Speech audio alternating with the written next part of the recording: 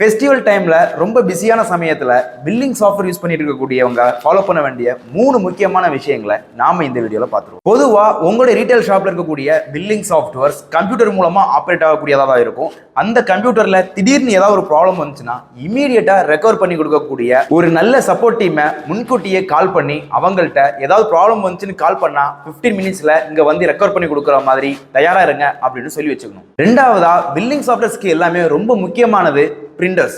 Barcode பிரிண்டரும் use பண்ணுவாங்க, thermal பிரிண்டரும் use பண்ணுவாங்க. அந்த பிரிண்டர்ல மாட்டக்கூடிய ரிப்பன்ஸ், பேப்பர்ஸ் இதெல்லாம் முன்கூட்டியே ஸ்டாக் இருக்கா அப்படிங்கிறத பார்த்துக்கணும். குறிப்பா அந்த ரிப்பனோ பேப்பரோ காலி ஆயிருச்சுன்னா அதை பிரிண்டர்ல மாத்தக்கூடியவங்க முன் அனுபவம் இருக்கக்கூடியவங்களா கண்டிப்பா இருக்கணும். ஏன்னா முன் அனுபவம் இல்லாதவங்க அந்த பேப்பர்ஸையோ ரிப்பன்ஸையோ ரிப்ளேஸ் பண்ணும்போது பிரிண்டர்ல உள்ள சில நாபுகள் உடையறதுக்கு கூட வாய்ப்பு இருக்கு. மூணாவது, இந்த மாதிரி சமயங்கள்ல உங்களால ஈஸியா ரெக்கவர் ஆக முடியலன்னா உடனே நாம மேனுவல் பில் போடுறதுக்கு தான் தயாராகும். அப்படி நீங்க போடக்கூடிய மேனுவல் பில்ல கார்பன் பேப்பர் இருக்கா அப்படிங்கிறத கண்டிப்பா நீங்க வாட்ச் பண்ணணும். அதே சமயத்துல நீங்க சேல்ஸ் பண்ணக்கூடிய பொருட்கள் இருக்கக்கூடிய பார்கோட் நம்பரையும் சேர்த்து எழுதி நீங்க மேனுவல் பில் போட்டீங்கன்னா திருப்பி ப்ராப்ளம் ரெக்கவர் ஆனதுக்கு அப்புறம் அந்த என்ட்ரியை நீங்க சிஸ்டம்ல ஏத்தி உங்களுடைய ஸ்டாக் கொலாப்ஸ் ஆகாம நீங்க பத்திரமா பாத்துக்கலாம். இது போக நிறைய பிரச்சனைகள் இருந்தாலும் இந்த 3 பிரச்சனைகளுக்கு நீங்க முக்கியமா கவனம் செலுத்தினீங்கன்னா இந்த மாதிரி ஃபெஸ்டிவல் டைம்ல உங்க பிசினஸ் தங்குதடை இல்லாம நீட்டா ப்ராப்பரா ரன் ஆகிறதுக்கு ரொம்ப ஹெல்ப்ஃபுல்லா இருக்கும். பில்லிங் சாஃப்ட்வேர்ஸ் பத்தி கூடுதலான தகவல் வேணும்னு நினைக்கிறவங்க